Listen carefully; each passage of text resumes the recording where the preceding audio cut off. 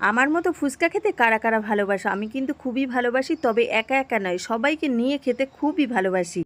তো নমস্কার বন্ধুরা, কেমন আছো তোমরা সবাই? আশা করছি ভালো আছো। তোমাদের জন্য ছোট্ট আরেকটি মিনি ব্লগ নিয়ে চলে এলাম। তো পুরো ভিডিওটি দেখার অনুরোধ রইল। আগের দিনের ভিডিওতে পূর্ণিমা গিরি আমাকে প্রশ্ন রেখেছে, দিদিভাই তুমি যে ব্যাকগ্রাউন্ডে যে মিউজিকটা ব্যবহার করছো খুবই সুন্দর, কোথা থেকে নাও এবং এই মিউজিকে কি কপিরাইট আসবে? তো তোমাকে একটা কথাই বলবো যে কপিরাইট নিয়ে আমি কিছু বলতে পারবো না। তার কারণ হচ্ছে যে কপিরাইট আসতেই পারে, যদি আসে তাহলে কোনো সমস্যা নেই, ভিডিও ডিলিট করে দিও, তা না হলে তুমি মিউজিকটা চেঞ্জ করে দিও। হ্যাঁ, আমি ফেসবুক থেকেই মিউজিকটা ব্যবহার করি। আর তোমরা যদি মনে করো যে ইউটিউব থেকে মিউজিক, সুন্দর সুন্দর মিউজিক ডাউনলোড করে নেবে, সেখান থেকেও তোমরা কিন্তু মিউজিকটা অ্যাড করতে পারো। আর বাংলাদেশ থেকে তপন দাদাভাই খুব সুন্দর সুন্দর কমেন্ট রাখছে, আমার ভিডিও তার খুবই সুন্দর লাগছে। অনেক অনেক ধন্যবাদ দাদাভাই আপনাকে। দেখো, বলতে বলতে কিন্তু অনেক দূর এগিয়ে এসেছি। তো আজকের মেনু ছিল কিন্তু পোলট্রির মাংস, তার মানে মুরগির মাংস, আর এখানে ছিল খাসির মাংস, যেটাকে তোমরা মাটন বলো। তো যাই হোক, আমি বাংলায় একদম খাসির মাংস বলে থাকি।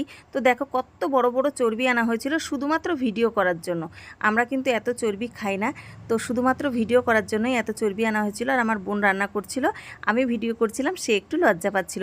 তো আমি সঙ্গে ছিলাম, আর পরিবেশনটা কিন্তু আমিই করেছি। তো রান্নাবান্না করার পরে সবাই কিন্তু একসাথে আমরা খেতে বসেছিলাম, ভিডিওটা করা হয়নি। তো এত সুস্বাদু হয়েছিল আজকে খাসির মাংস, মাংসটা সত্যিই খুব সুন্দর ছিল। তারপরে আমরা খাওয়া দাওয়া সেরে আমরা কিন্তু একটু বিকালে রাস্তার দিকে বেরিয়েছিলাম, সেখানে ফুচকাওয়ালা এসেছিলো, সবাই মিলে কতগুলো ফুচকা খেয়ে নিলাম। অনেক দিন পর সবাই একসাথে ফুচকা খাবো না তাই কি কখনো হয়? আমরা কিন্তু গাড়িটা দেখতে পেয়ে দাঁড় করিয়েছিলাম এবং সেখানে সবাই মিলে, ওখানে যারা যারা ছিল সবাইকে ফুচকা খাইয়েছিলাম। তো একসাথে ফুচকা খাওয়ার মজাই আলাদা। তবে বাড়ি আসার দিন কিন্তু মনটা খুব খারাপ হয়ে গেছিলো, কারণ বেশ কদিন ছিলাম,